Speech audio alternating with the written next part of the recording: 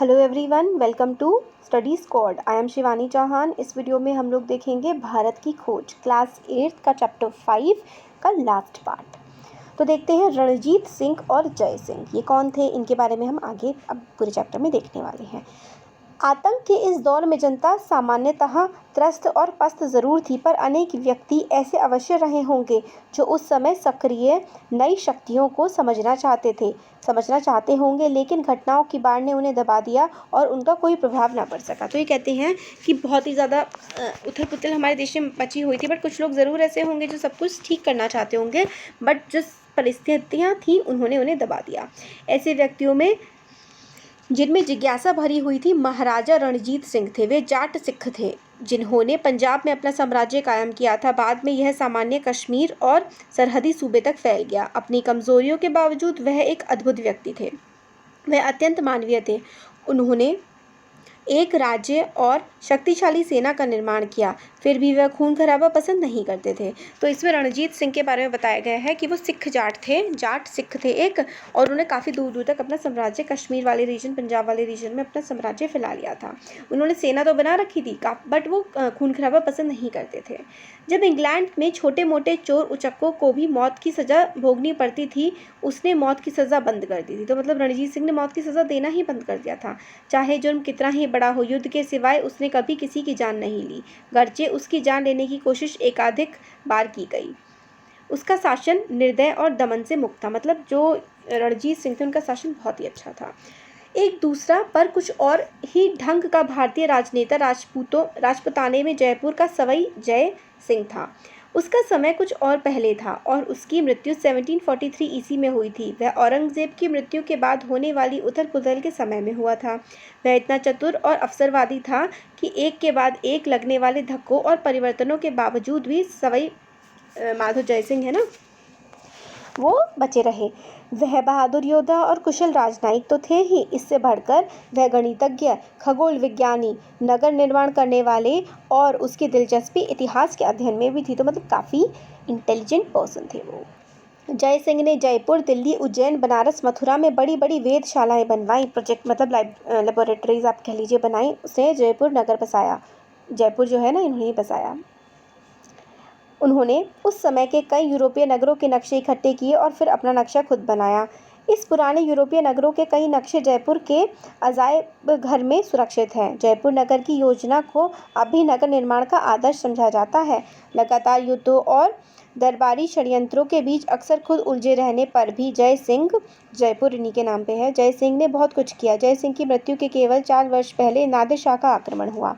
इनकी मृत्यु के बाद नादिर शाह का आक्रमण हुआ था। भारतीय इतिहास के सबसे अधिक अंधकारमय युग में जब उथल पुथल, युद्ध और अपवादों का से माहौल भरा था, राजपूताना के ठेठ सामंती वातावरण में जय सिंह ने वैज्ञानिक की तरह उठकर काम किया। यह बात बहुत महत्वपूर्ण है। इन्होंने पता काफ़ी सारे जो क्लॉक होती है ना, सन क्लॉक्स वगैरह भी काफ़ी जगह, जैसे कि जंतर मंतर बनवाए हुए हैं इन्होंने। भारत की आर्थिक पृष्ठभूमि, इंग्लैंड के 2 रूप। तो इंडिया की इकोनॉमिक कंडीशन किस तरीके की थी और इंग्लैंड कैसे दोगला था, उसके बारे में बताते हैं हमें। अपने आरंभिक दिनों में ईस्ट इंडिया कंपनी का मुख्य काम था भारतीय माल लेकर यूरोप में व्यापार करना। कंपनी को इससे बहुत लाभ हुआ। भारतीय कारीगरों और शिल्पियों की कारीगरी इस स्तर की थी कि वे इंग्लैंड में उत्पादन में के उच्चतर तकनीकों का बड़ी सफलता से मुकाबला कर सकते थे। तो स्टार्टिंग में इंडिया का जो इंडस्ट्री थी वो बहुत अच्छी थी। हमारे देश के जो छोटे छोटे कारीगर थे ना, वो इतना अच्छा काम करते थे कि किसी भी देश के कारीगरों को वो कंपटीशन दे सकते थे। जब इंग्लैंड में मशीनों का युग आया, उस समय भी भारतीय वस्तुएं इतनी बहुतायत से वहाँ भरी रहती थी कि भारी चुंगी लगाकर और कुछ चीज़ों का तो आना बंद करके रोकना पड़ा था। मतलब उन लोगों ने हमारा सामान मंगवाने से मना कर दिया था, मौत की सज़ा दे देते थे अगर यहाँ से सामान जाए। तो इतना वहाँ पे पॉपुलर था, इतनी डिमांड थी इंडिया के सामान की इंग्लैंड में। पर यह बात स्पष्ट है कि भारत का अर्थतंत्र चाहे जितना विकसित रहा हो, वह बहुत दिनों तक उन देशों के माल का मुकाबला नहीं कर सकता था जिनका औद्योगिकरण हो चुका था। तो जहाँ पर इंडस्ट्रियलाइजेशन आ चुका था ना, वहाँ पर छोटे छोटे कारीगर तो मुकाबला कर ही नहीं पाते ना। आवश्यक हो गया कि या तो वह अपने यहाँ कल कारखाने लगाएं या विदेशी आर्थिक घुसपैठ के सामने समर्पण करें, जिसके आगे के परिणाम होता है राजनीतिक हस्तक्षेप। तो मतलब या तो इंडस्ट्री लगाओ अपने देश में, या फिर बाहर के जो लोग हैं उनका हस्तक्षेप, उनकी डिस्टर्बेंस अपने देश में एक्सेप्ट करो, यही हो गया था। हुआ यह कि विदेशी राजनीतिक हुकूमत ने यहाँ पहले आकर बड़ी तेज़ी से उस अर्थतंत्र को नष्ट कर दिया जिसे भारत ने खड़ा किया था, और उसकी जगह कोई निश्चित और रचनात्मक चीज़ सामने नहीं आई। ईस्ट इंडिया कंपनी सर्वशक्तिमान थी। तो सबसे पहले उन्होंने आकर के अपने पूरा जो है सेटअप करना शुरू कर दिया, बट इंडिया में कुछ ज़्यादा उन्होंने डेवलपमेंट तो वो लेके आई नहीं। व्यापारियों की कंपनी होने के कारण वह धन कमाने पर तुली हुई थी। ठीक उस समय जब वह तेज़ी से अपार धन कमा रही थी, एडम स्मिथ ने 1776 में द वेल्थ ऑफ नेशंस में लिखा, एकमात्र व्यापारियों की कंपनी की सरकार किसी भी देश के लिए सबसे बुरी सरकार है। तो कहते हैं कि सिर्फ एक ही कंपनी की अगर सरकार चल रही है पूरे देश में तो वो बहुत ही बुरी होगी। तो वही हमारे देश में हो रहा था, एक बहुत ही बुरी सरकार के तौर पर ईस्ट इंडिया कंपनी हमारे देश में काम कर रही थी। इंग्लैंड का भारत में आगमन तब हुआ, मतलब इंग्लैंड जो है भारत में तब आया जब 1600 ई में रानी एलिजाबेथ ने ईस्ट इंडिया कंपनी को परवाना दिया। मतलब 1600 एडी में ईस्ट इंडिया कंपनी को जो है एक तरह से लेटर दिया गया कि आप लोग जाकर के वहाँ पे काम करो। उस समय शेक्सपियर जीवित था और लिखा था।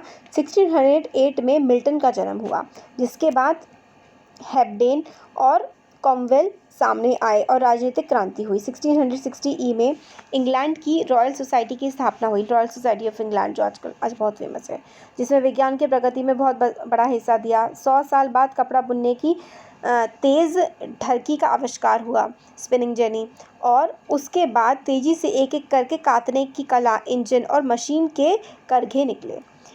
इन दो में से भारत कौन सा इंग्लैंड आया?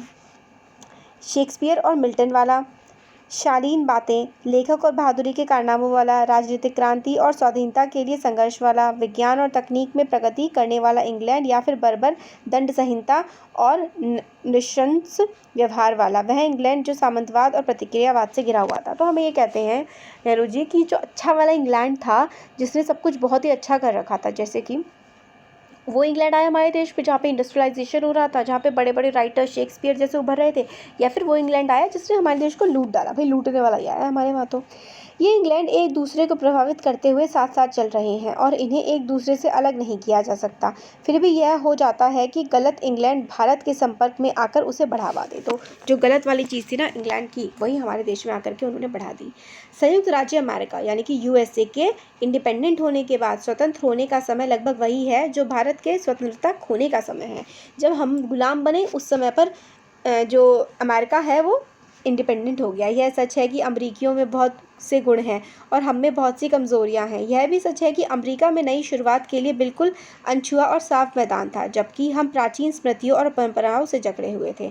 फिर भी इस बात की कल्पना करना कठिन नहीं है कि यदि ब्रिटेन ने भारत में यह बहुत भारी बोझ नहीं उठाया होता जैसा कि उन्होंने हमें बताया है, और लंबे समय तक हमें स्वराज करने की वह कठिन कला नहीं सिखाई होती जिससे हम इतने अनजान थे, वे भारत न केवल अधिक स्वतंत्र और अधिक समृद्ध होता, बल्कि विज्ञान और कला के क्षेत्र में और सभी बातों में जो जीवन को जीने योग्य बनाती हैं उनमें कहीं अधिक प्रगति की होती। तो नेहरू जी कहते हैं कि अगर अंग्रेज़ जो हमसे कहते हैं कि हम उनके वाइट्समैन बर्डन है, मतलब हम उनके बोझ हैं, उन्हें आकर हमें सभ्य बनाना पड़ेगा, अगर ये सब काम इंग्लैंड ने नहीं किए होते तो हमारे देश ने बहुत ही ज़्यादा, उनसे कहीं ज़्यादा प्रगति कर ली होती। देखिए ना, 75 साल भी नहीं हुए हैं हमारे देश को आज़ाद हुए, और इतने टाइम में ही, अगले साल होंगे 75 साल, है ना, इतने टाइम में ही हम लोग इंग्लैंड से आगे निकल गए हैं इकोनॉमिकली। तो सोचिए अगर वो लोग हमारे देश में आए ही ना होते तो हम कहाँ होते। तो ये कुछ बातें हैं। तो चैप्टर हो गया है कंप्लीट। कैसा लगा वीडियो ज़रूर बताइए, अच्छा लगा लाइक करिए, चैनल को सब्सक्राइब करिए, फ्रेंड्स के साथ शेयर करिए। Thank you.